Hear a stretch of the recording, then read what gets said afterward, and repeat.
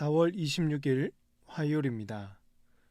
오늘 새벽 우리에게 주시는 하나님의 말씀은 시편 145편 1절로부터 21절까지의 말씀입니다. 왕이신 나의 하나님이여, 내가 주를 높이고 영원히 주의 이름을 송축하리이다. 내가 날마다 주를 송축하며 영원히 주의 이름을 송축하리이다. 여호와는 위대하시니 크게 찬양할 것이라. 그의 위대하심을 측량하지 못하리로다. 대대로 주께서 행하시는 일을 크게 찬양하며 주의 능한 일을 선포하리로다. 주의 존귀하고 영광스러운 위엄과 주의 기이한 일들을 나의 작은 소리로 읊조리리이다. 사람들은 주의 두려운 일의 권능을 말할 것이요, 나도 주의 위대하심을 선포하리이다. 그들이 주의 크신 은혜를 기념하여 말하며 주의 의를 노래하리이다. 여호와는 은혜로우시며 긍휼이 많으시며 노하기를 더디하시며 인자하심이 크시도다. 여호와께서 모든 것을 선대하시며 그 지으신 모든 것에 긍휼을 베푸시는도다.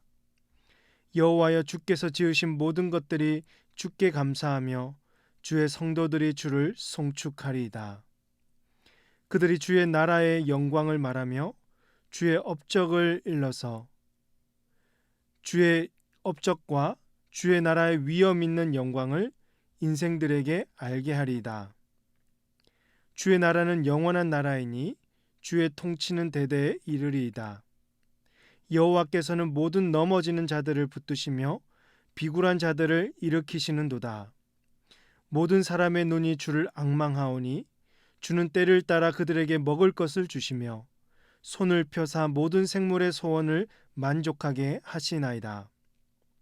여호와께서는 그 모든 행위에 의로우시며 그 모든 일에 은혜로우시도다. 여호와께서는 자기에게 간구하는 모든 자, 곧 진실하게 간구하는 모든 자에게 가까이 하시는도다. 그는 자기를 경외하는 자들의 소원을 이루시며 또 그들의 부르짖음을 들으사 구원하시리이도다. 여호와께서 자기를 사랑하는 자들은 다 보호하시고 악인들은 다 멸하시리로다. 내 입이 여호와의 영예를 말하며 모든 육체가 그의 거룩하심을 이름을 영원히 송축할지로다. 아멘. 시편 145편 제목을 보니까 다윗의 찬송시로 되어 있습니다. 1절에서 왕이신 나의 하나님이여, 내가 주를 높이고 영원히 주의 이름을 송축하리이다라며 다윗은 이 시를 통해서 왕이신 하나님을 높이고 주님의 이름을 찬양하고 있습니다.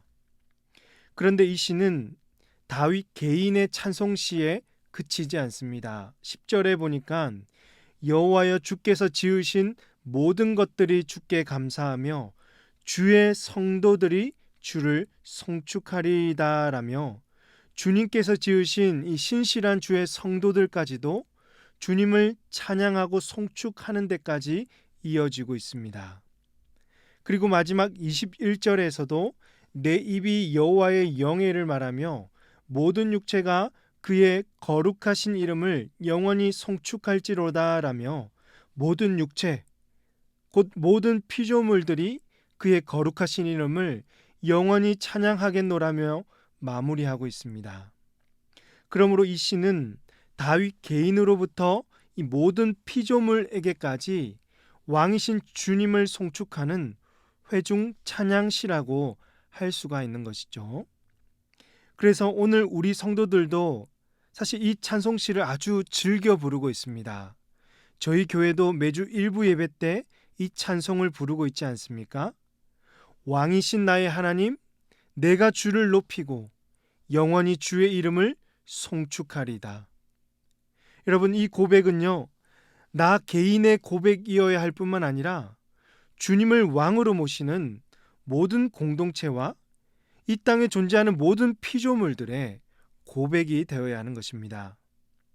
하나님은 이 모든 피조물들의 고백을 들으시고 홀로 영광을 받으시며 기뻐하시는 것입니다.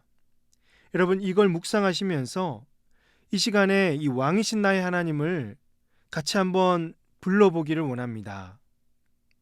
왕이신 나의 하나님, 내가 주를 높이고 영원히 주의 이름을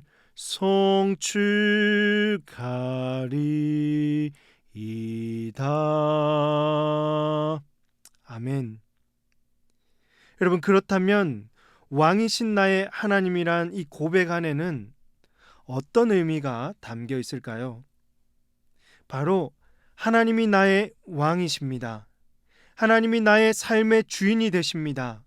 그리고 온 세계의 통치자가 되십니다 라는 의미가 담겨져 있습니다. 다윗은 이스라엘의 왕이었습니다. 그는 이스라엘 역사 중에 가장 많은 업적을 남겼고 하나님의 마음에 합한 훌륭한 왕이었습니다. 그럼에도 불구하고 다윗은 자신의 이름을 높이지 않고 있습니다.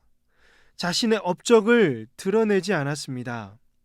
하나님 앞에 자신을 바짝 낮추고 진정한 왕이신 하나님을 높이고 있습니다. 2절 말씀에서 내가 날마다 주를 송축하며 영원히 주의 이름을 송축하고 있다라는 것입니다. 그저 한 번, 두 번 왕으로 주님 섬겨드리지요, 이런 의미가 아니라 다윗은 매일 날마다 삶의 주인 되시는 하나님을 높이고 있는 것입니다. 사랑하는 성도 여러분, 그렇다면 여러분의 왕은 누구십니까?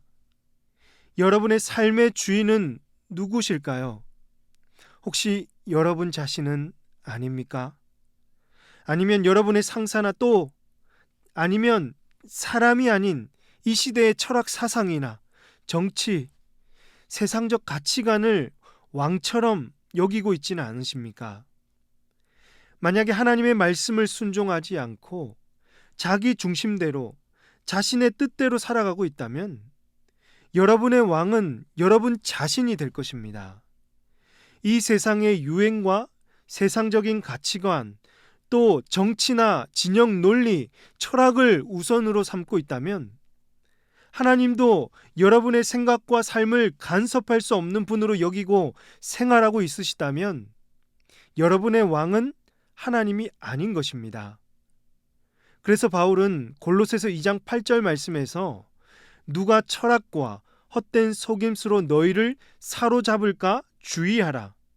이것은 사람의 전통과 세상의 초등 학문을 따름이요 그리스도를 따름이 아니니라 라고 하였습니다. 하나님이 아닌 이 땅의 그 어떤 피조물은 결코 왕이 될 수 없습니다. 그 아무리 위대하고 훌륭한 업적을 쌓았던 사람이라고 하더라도 이 세상을 가름하고 주름잡고 있는 세상의 논리와 가치관, 철학이라 하더라도 하나님을 대신하여 왕으로 삼을 수가 없는 것입니다. 사랑하는 성도 여러분, 오직 우리의 왕은 하나님 한 분밖에 없으십니다. 믿으시죠? 우리가 따라야 하고 우리가 높여드릴 왕은 오직 하나님 한 분이십니다.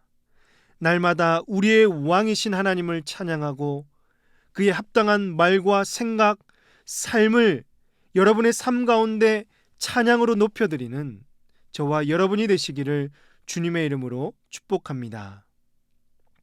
그렇다면 다윗은 어떻게 하나님을 왕으로 높일 수 있게 되었을까요? 오늘 본문을 통해서 그 이유를 찾아본다면 첫 번째로 그는 삶 속에서 하나님의 측량할 수 없는 위대하심을 맛보았기 때문입니다.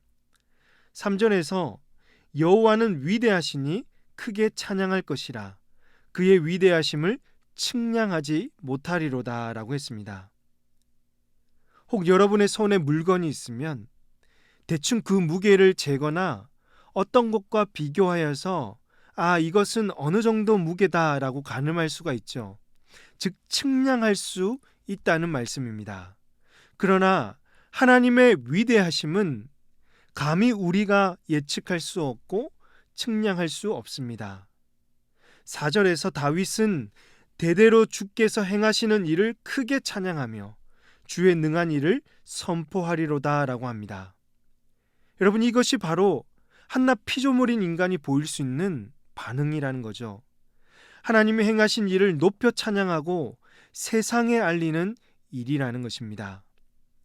두 번째 이유는 은혜와 긍휼이 많으신 선하신 하나님을 만났기 때문입니다. 8절과 9절에서 여호와는 은혜로우시며 긍휼이 많으시며 노하기를 더디하시며 인자하심이 크시도다.